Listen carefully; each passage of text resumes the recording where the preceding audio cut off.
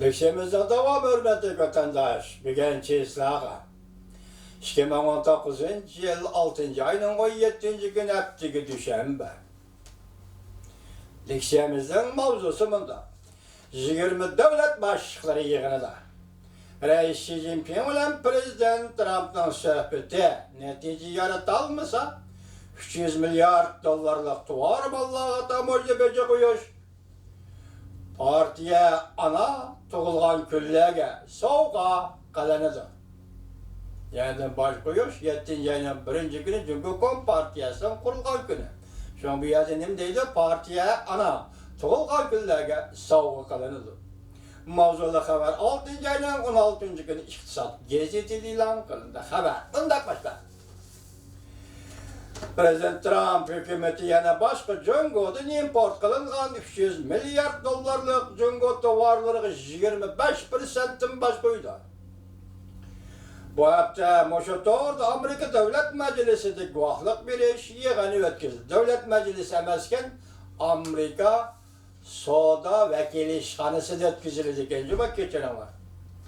Amerika Soda Vekili İşhanesi o 7. gününden başlayıp o da 7 gün tam oydu. Bence bu iş doğrusu da guahlık bir iş yığını ötküzüldü. Prezident Trump hükümeti 25%'in başkayış meselesi bu iken parti satkıçılar, top satkıçılar ve sanatçılar Katarlık sahalardan fikir aldı. Reuters perez kılıp bunda görsetti. Başkayış 7. ayının 2. günüden başladı. Ya Cungo Kompartiyası bu partiye ana kurulgan 7. ayının 1. günüdür etsile 2. günüden başladı. Yana bir taraftan Amerika Koşmuş Ştatlarının Prezidenti Trump Cungo'ga katı kol buluşu devamlaştırdı. Prezident Trump 14. günü Pakistan haberleri televizyisiga mındak görsetti.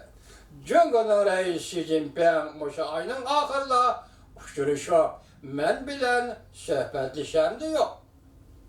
Bu doğru benim fikrim çatak yok. Men işini men ki ola en ahırda çokam biz bilen kelişim imzalaydı. Çünkü ola şunda kalişi gerek. Ola hazır yani cüngülükler bizge baş koyuş münasebetlik bir neçe 10 milyar dolardan baş tapşırıp atıldı. Prezident Trump cüngü pulunu kontrol kıl, cüngü pulunu kontrol kılıp atıldı dep yana bir katım ayıpladı. Ola cüngülükler sanat tarmakları ve şirketlerge pul kuşup bir atıldı dedi yana bir katım ayıpladı.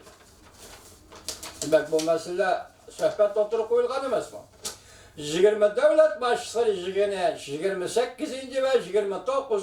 günleri Japonya'nın Osaka şehirde ötküzülüdü. Prezident Trump yakından beri tahdis edip eğer Xi Jinping Osaka'ya gelip men bilen sohbet ötküzmeydigan bolsa Cungo tuvarlarga häsilep baş koyayım degan edi.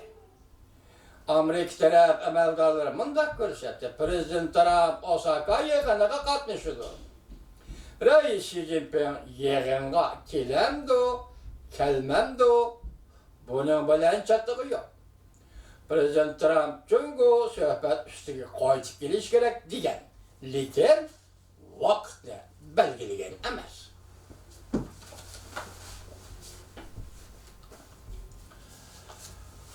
Amerika Soda Vekili İşhanesi ötküzüldüğün guvalık bir iş yığını 6. ayının 25. günü ahırlaşıdı.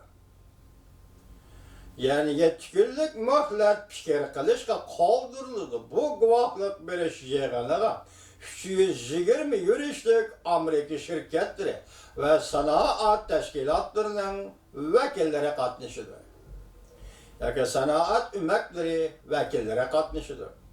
Bilim Borg mındak görsetti. Şirket ve sanaat grupları hükümetini kollaydıqanlığını bildirişti.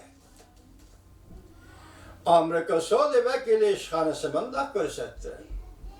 300 milyar dolarlık Cungo tuvarlarına baş koyuş teklifi Cungo'nun texnik yötünüp bir işe mecburlaş, akli mülk hukuku ve adaletsiz soda ticaret kılıklarına zərbi veriş üçündür. Nim üçün 300 milyar dolarlık başkuyumuzun cevabı ana tüvendikilik ad değil vatandaş ad bilmiş.